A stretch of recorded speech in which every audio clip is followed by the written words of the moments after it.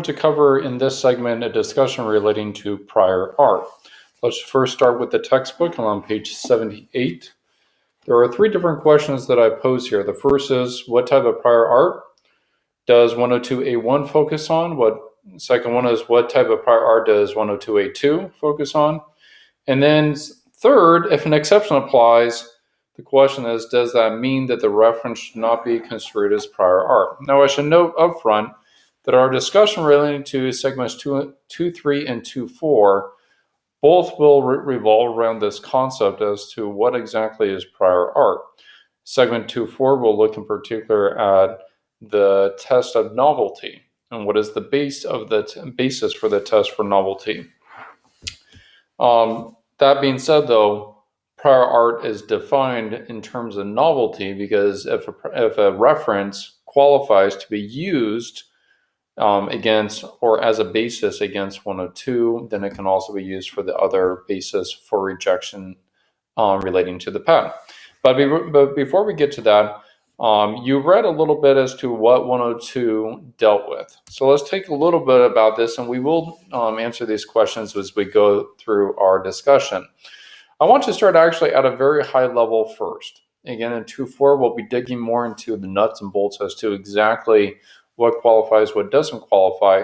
But at a very high level, I want you to look at what exactly is prior art. So, and from that point of view, we have, for example, 102A1, and what does that apply to? Essentially anything in the world. In fact, A1 says that it relates to patents, publications, public use, sale, or, and this is the big catch-all, otherwise available.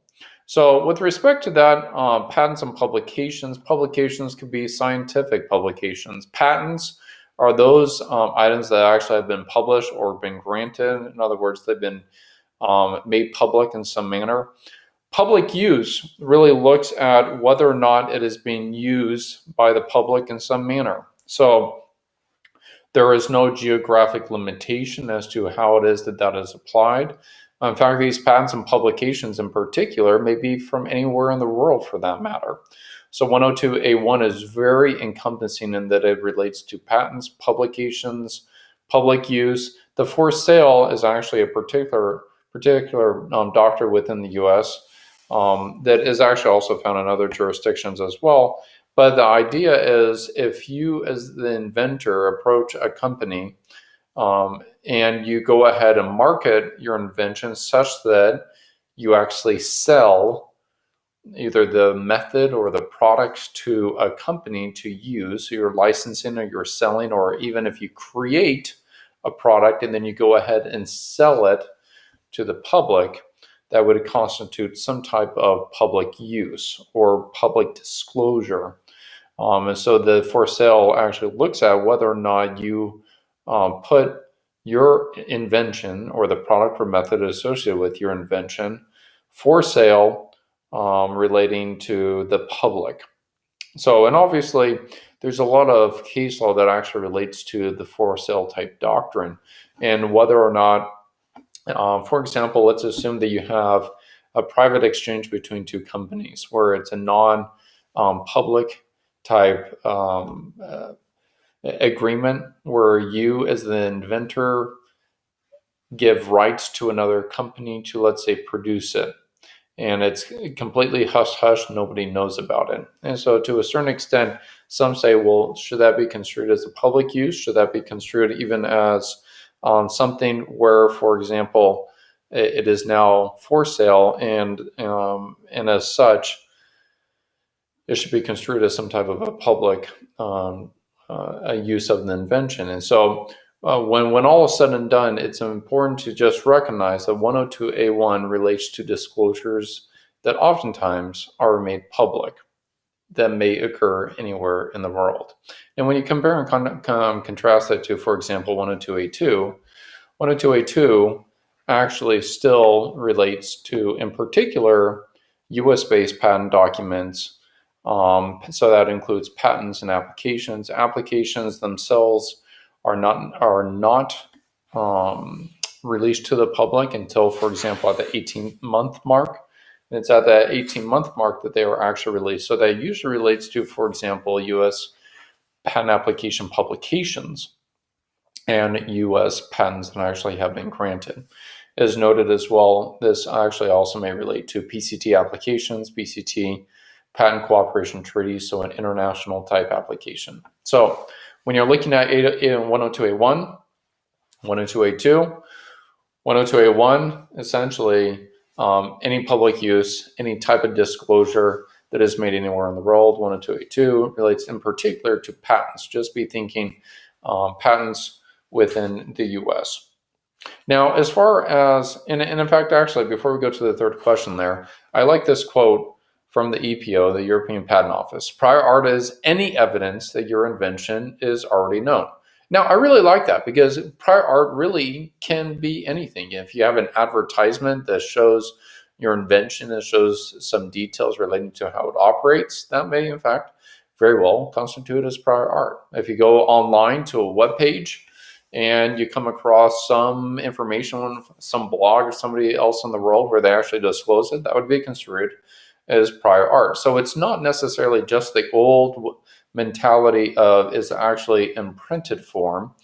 In fact, even with startups nowadays, when they're looking at whether or not they should, in fact, get patent protection, one of the questions I ask them is, why do you actually want patents? Because the use of the patents often dictates whether or not the cost is justified. And what I mean by that is, if they're getting it just for the purposes of blocking the competition so that the competition cannot get rights to what it is that they have invented. And if you compare and contrast that to, let's say, trying to create a licensing stream down the line or something else, if it's just to shut out the market, well, all that company, that startup would need to do is write a blog post. They would, in essence, be dedicating that invention to the public, but what they're effectively doing is creating prior art, such that somebody else cannot now come along and claim rights to it. Why? Because it's already been disclosed in a blog post, it's been made available. So there are some instances where, for example, some companies may actively try to create prior art to shut out competition. It's a very easy, almost free way of doing it. On the other hand, if you are trying to get an invention or rights to an invention, the question is whether or not all the prior art that exists out there would preclude you from actually having rights to that. So prior art does not need to exist physically, as we just discussed, that can be digitally, or even be commercially available. So there is no requirement that you actually use anything that, for example, has been disclosed or that it actually was produced in any manner. It is enough that someone, somewhere, sometime previously has described or shown or made something that contains a use of technology that is very similar to your invention. And that really is the take home that I want you to get from prior art here. It could be literally anything in the world that is relevant to your invention or the invention of, for example, the client that you represent. With respect to the third question that I had in the textbook, if an exception applies, does that mean that the reference should not be construed as prior art? Now, often, for example, let's assume that under 102A2,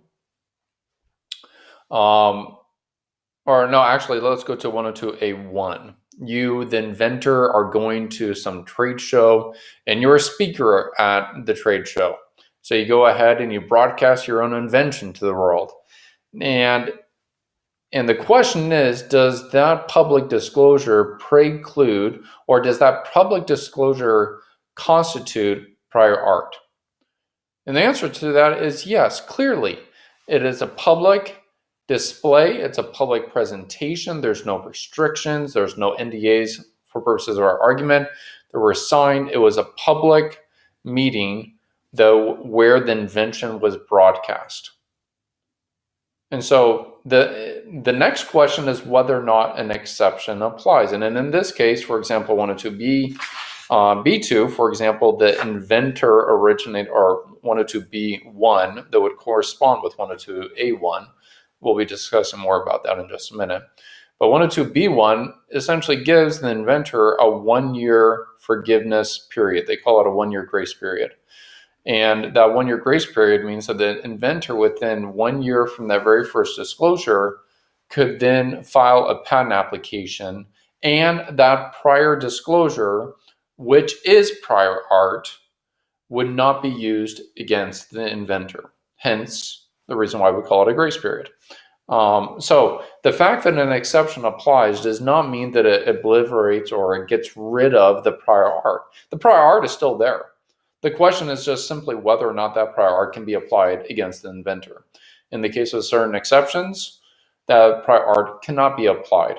However, just keep in mind, the prior art is still prior art. The exception does not take away the designation of prior art. It still exists.